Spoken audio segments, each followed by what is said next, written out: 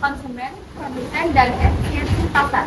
Pada bab ini, kita akan mencari jawaban dari pertanyaan-pertanyaan yang diantaranya, apa itu siklus konsumen dan bagaimana kaitannya dengan kurva permintaan, apa itu siklus produsen dan bagaimana kaitannya dengan kurva penawaran, dan apakah pasar menghasilkan alokasi sumber daya yang diinginkan atau dapatkah hasil pasar ditingkatkan. Ekonomi kesejahteraan, artinya bagaimana cara ekonomi mengatur sumber daya agar semua orang dapat menjalani hidup dengan lebih sejahtera. Alokasi sumber daya mengacu pada seberapa banyak barang yang diproduksi, siapa yang memproduksi barang tersebut, dan siapa yang mengkonsumsi barang tersebut.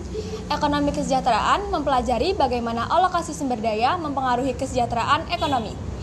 Hal pertama yang harus dilakukan yaitu dengan melihat kesejahteraan konsumen. Willingness to pay atau kesediaan membayar.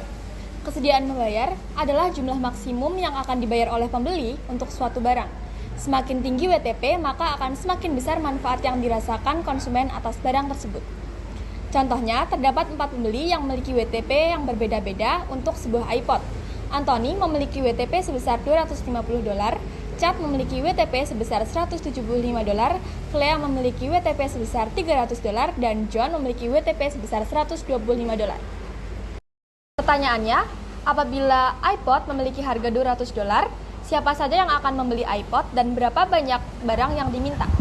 Jawabannya adalah Anthony dan Clea yang akan membeli iPod, sedangkan Chad dan John tidak akan membeli iPod. Clea dan Anthony membeli karena harga tersebut lebih rendah dari WTP, sedangkan bagi Chad dan John, harga tersebut lebih tinggi daripada WTP. Maka, banyak barang yang diminta adalah 2 ketika harga barang tersebut $200. Dari data WTP tadi, dapat dibuat tabel permintaan seperti berikut, yang menunjukkan hubungan antara harga dan jumlah barang yang diminta. Semakin tinggi harga, maka semakin sedikit barang yang diminta. Begitupun sebaliknya, semakin rendah harga, semakin sedikit barang yang diminta. Dengan demikian, kurva permintaan akan menurun dari kiri atas ke kanan bawah seperti gambar berikut. Dari kurva tersebut dapat disimpulkan, jika hanya ada sedikit pembeli, kurva akan terlihat seperti anak tangga. Namun, dalam pasar yang besar dengan banyak pembeli, tangga tersebut akan menjadi sangat kecil sehingga terlihat seperti garis halus yang menurun. Slide ini menjelaskan tentang kurva permintaan terlihat seperti tangga karena setiap anak tangga mewakili satu pembeli dengan nilai willingness to pay yang berbeda. Jika hanya ada sedikit pembeli, bentuk tangganya jelas. Namun, jika pembeli sangat banyak, tangga menjadi sangat kecil dan tampak halus seperti kurva menurun. Kurva permintaan menggambarkan kesediaan membayar pembeli marginal di setiap tingkat kuantitas. Pembeli marginal adalah pembeli yang akan keluar dari pasar jika hanya naik sedikit saja. Misalnya, Clea memiliki WTP $350, Anthony memiliki WTP $300, Chad memiliki WTP $250, John memiliki WTP $200. Jika harga naik di atas $20, Johnny tidak membeli. Jika harga naik di atas $200, John tidak membeli. Naik di atas $250, Chad tidak membeli, dan seterusnya. Jadi, kurva permintaan menurun karena pembeli dengan WTP lebih rendah hanya mau membeli di harga rendah. Konsumen surplus adalah jumlah yang bersedia dibayar pembeli dikurangi jumlah yang sebenarnya dibayarkan oleh pembeli. Rumusnya yaitu CS sama dengan WTP dikurangi price. Contohnya, misalkan harga iPod $260 dan Clea memiliki WTP $300, maka CS-nya $300 dikurangi $260, jadinya $40. Hanya area di bawah WTP Clea dan di atas harga $260 yang dihitung sebagai surplus. Konsumen surplus ditunjukkan sebagai luas area di bawah kurva permintaan dan di atas harga. Contoh kedua, jika price $220, maka Clea memiliki WTP $300 dikurangi $220, hasilnya CS $80. Lalu Anthony memiliki WTP $250 dikurangi $220, maka memiliki CS $30. Jadi total CS-nya $110. Ketika harga turun, CS meningkat karena pembeli lama dapat keuntungan lebih besar dan pembeli baru bisa masuk.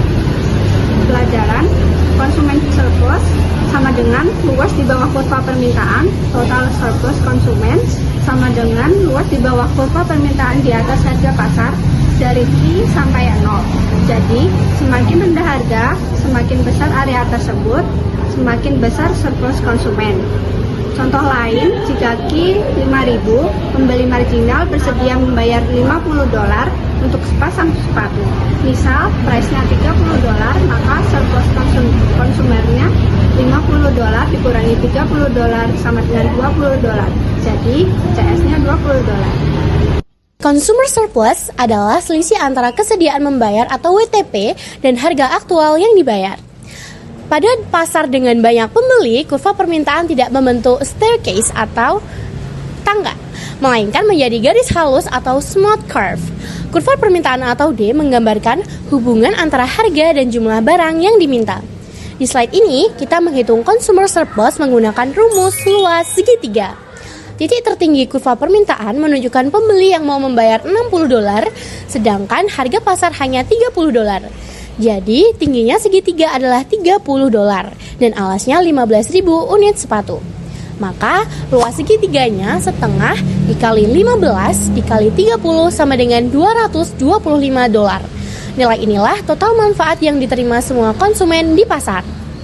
Lalu yang selanjutnya adalah menjelaskan apa yang terjadi pada consumer surplus atau CS ketika harga barang naik.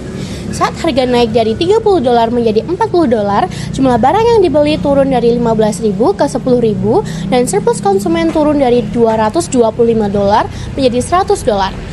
Penurunan ini terjadi karena dua hal. Yang pertama, beberapa konsumen berhenti membeli karena harga barang lebih mahal, dan yang kedua, pembeli yang masih bertahan kini mendapat manfaat lebih sedikit karena mereka harus membayar harga yang lebih tinggi. Jadi, semakin tinggi harga barang, semakin kecil kesejahteraan yang diterima konsumen di pasar. Nah, selanjutnya ada active learning consumer surplus. Yang A, temukan WTP pembeli marginal pada Q sama dengan 10. Yang B, carilah CS untuk P sama dengan $30. Misalkan P turun menjadi $20, berapa banyak CS akan meningkat karena C, pembeli memasuki pasar, dan D, pembeli yang sudah ada membayar harga lebih rendah. Mari kita jawab pada slide selanjutnya. Nah, kita akan jawab pertanyaan yang A. Dari marginal buyers WTP at Q sama dengan 10 itu, pada titik Q sama dengan 10, WTP sama dengan $30.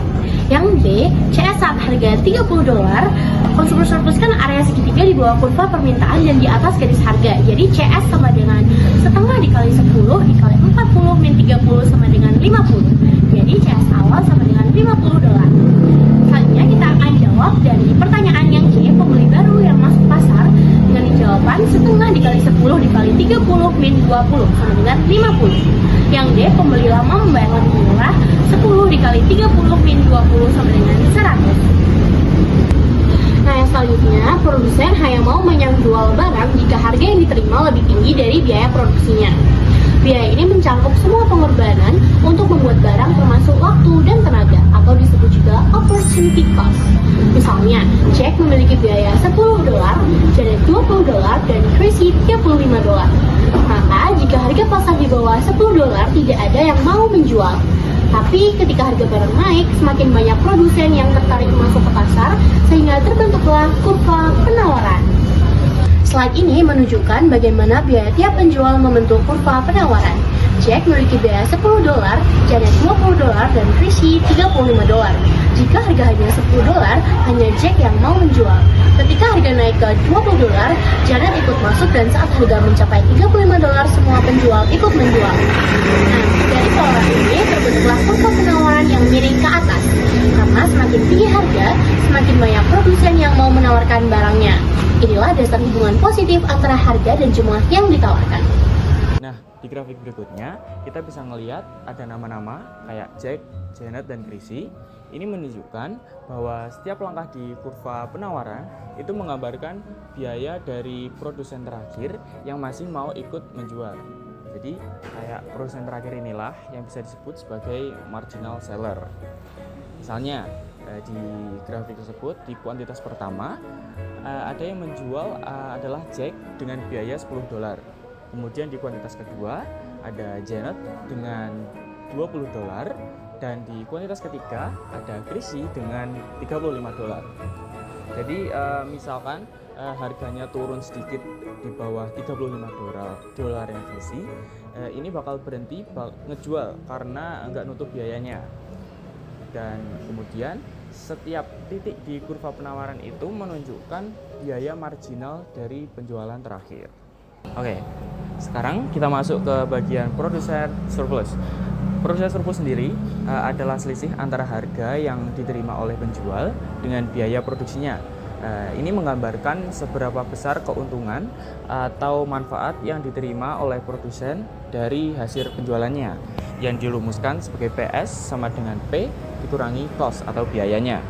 Misalkan di dalam contoh ini, dalam grafik ini dimunculkan sebagai harga pasar sebesar 25 dolar atau P sama dengan 25 dolar. Kemudian Jack dengan biaya sebesar 10 dolar, maka mendapatkan surplus sebesar 15 dolar. Kemudian Janet yang biayanya sebesar 20 dolar mendapatkan surplus sebesar 5 dolar. Kemudian yang ketiga, Chrissy itu nggak mendapatkan surplus. Mengapa?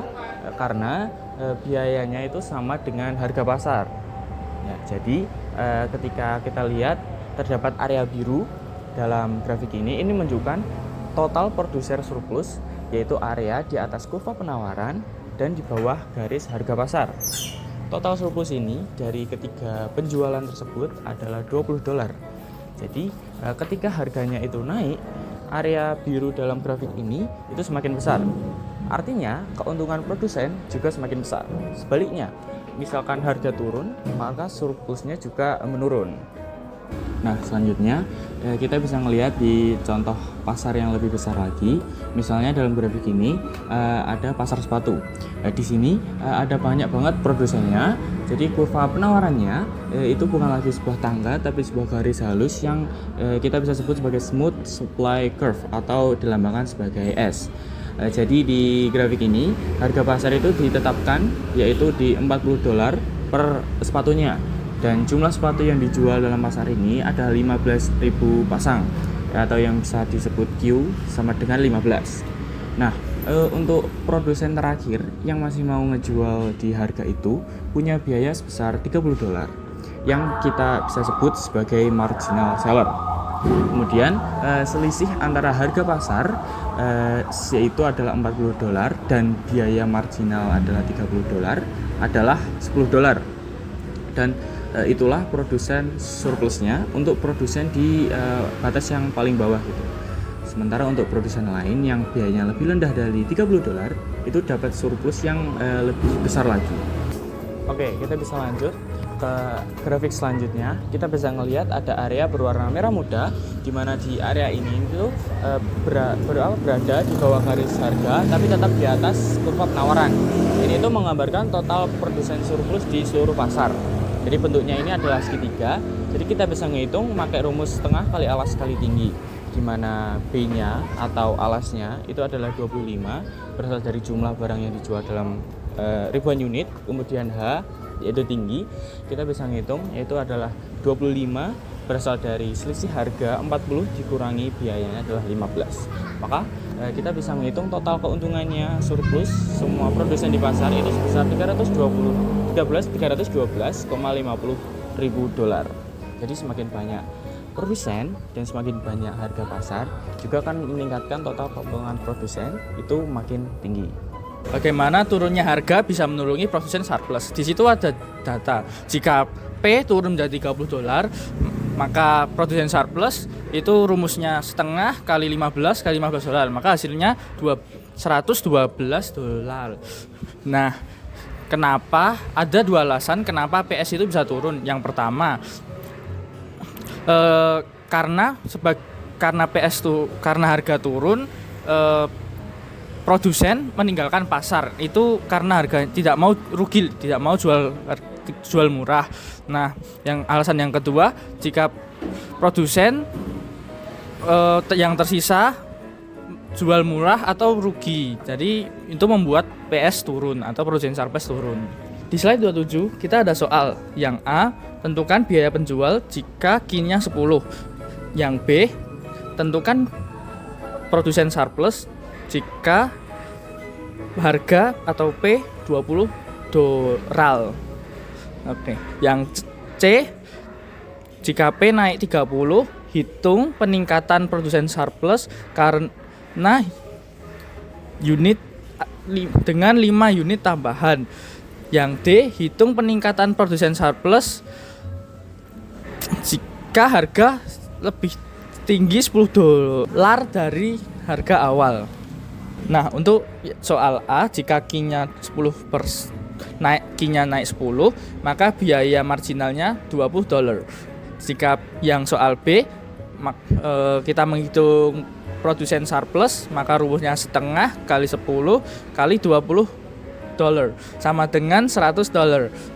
Oke. Jika harga menaik 30 dolar, C, maka produsen surplus tambahan adalah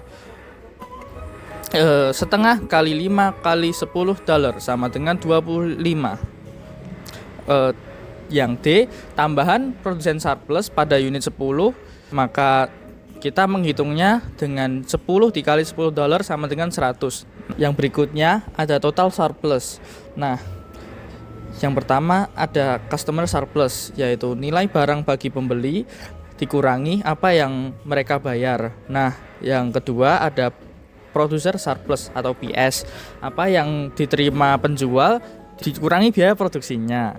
Nah, untuk total surplus itu adalah nilai bagi pembeli dikurangi biaya bagi penjual. Nah, total surplus menunjukkan keuntungan bersih bagi masyarakat dari aktivitas pasar. Semakin besar surplus, maka semakin efisien alokasi sumber dayanya. Yang berikutnya adalah alokasi sumber daya pasar. Singkatnya, dalam ekonomi pasar, alokasi sumber daya ditentukan oleh interaksi penjual dan pembeli. Pertanyaannya, apakah alokasi sumber daya pasar efisien? Nah, untuk menilainya, kita akan menggunakan ukuran total surplus. Berikutnya, efisiensi. Total surplus sama dengan keuntungan bagi pembeli dikurangi biaya untuk penjual. Nah, alokasi sumber daya dikatakan efisien jika memaksimalkan total surplus. Efisien berarti barang yang dikonsumsi oleh pembeli dengan nilai tertinggi. Yang kedua, barang diproduksi oleh penjual dengan biaya terendah. Meningkatkan atau menurunkan Q tidak akan menaikkan total surplus. Mengevaluasi pasar keseimbangan. Di sini kita dapat melihat pasar yang mencapai keseimbangan pada harga sebesar 30 dolar, kuantitas sebanyak 15.000 unit. Efisiensi pasar dapat diukur dari total surplus. Total surplus dapat dihitung dari penjumlahan surplus konsumen dan surplus produsen. Pasar ini efisien karena alokasi barang sudah optimal, tidak ada kehilangan kesejahteraan, dan total surplus sudah maksimal. Nah, sekarang kita fokus ke sisi pembeli. Setiap pembeli yang WTP-nya lebih dari sama dengan 30 dolar akan membeli produk ini. Mengapa demikian? Karena mereka merasa harganya sebanding atau bahkan menguntungkan menurut mereka. Setiap pembeli yang WTP-nya kurang dari 30 dolar tidak akan membeli, karena bagi mereka harga tersebut terlalu tinggi dibandingkan nilai yang mereka rasakan. Jadi, kesimpulannya, pembeli yang menghargai barang tersebut adalah mereka yang akhirnya membeli dan mengonsumsi barang. Selanjutnya kita lihat dari sisi penjual atau produsen. Setiap penjual yang biasanya memproduksi kurang dari 30 dolar akan memproduksi barang karena mereka masih mendapat keuntungan jika menjual di harga 30 dolar. Penjual yang biaya produksinya lebih dari 30 dolar tidak akan memproduksi barang karena mereka akan mengalami kerugian. Jadi kesimpulannya, penjualan dengan biaya produksi paling rendah yang akan memproduksi barang tersebut. Apakah kuantitas keseimbangan memaksimalkan surplus total? Ya, kuantitas keseimbangan H sama dengan 15 adalah titik yang memaksimalkan surplus total. Ketika pasar memproduksi melebihi kuantitas keseimbangan, misalnya pada kuantitas 20, efisiensi hilang. Biaya produksi unit marginalnya adalah 35 dolar dan nilai bagi konsumen dari unit marginal hanya 20 dolar. Karena biaya produksi lebih besar dari nilai konsumen, produksi unit ke-20 mengakibatkan kerugian besar sebesar 15 dolar. Setiap unit yang diproduksi melampaui kuantitas 15 akan mengurangi surplus total.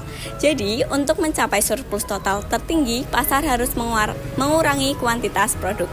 Jika produksi berada di bawah kuantitas keseimbangan, misalnya kuantitas 10, surplus total belum maksimal karena nilai bagi konsumen $40, masih lebih besar daripada biaya produksi yaitu $25. Selisih ini menunjukkan bahwa masih ada unit yang harus diproduksi untuk meningkatkan surplus total. Berarti setiap kuantitas yang kurang dari kuantitas keseimbangan akan selalu memiliki nilai marginal lebih besar dari biaya marginal. Kuantitas keseimbangan pasar memaksimalkan surplus total, pada kuantitas lain dapat meningkatkan surplus total dengan bergerak menuju kuantitas keseimbangan pasar. Oke. Jadi intinya pasar itu sebenarnya cara yang bagus buat ngatur kegiatan ekonomi. Kalau pasarnya bersaing secara sempurna, sumber daya bisa dialokasikan secara efisien dan hasilnya bisa membuat masyarakat dan juga orang-orang menjadi sejahtera. Nah, kondisi ini disebut efisiensi pasar di mana surplus total, yaitu gabungan antara surplus konsumen dan surplus produsen ada di titik paling tinggi. Surplus konsumen itu selisih antara harga yang mau dibayar dengan harga yang beneran dibayar. Sementara surplus produsen adalah harga yang diterima dengan biaya yang mereka keluarkan. Keduanya nunjukin berapa besar keuntungan yang didapat pembeli dan penjual dari transaksi di pasar. Tapi ya nggak semua pasar sempurna.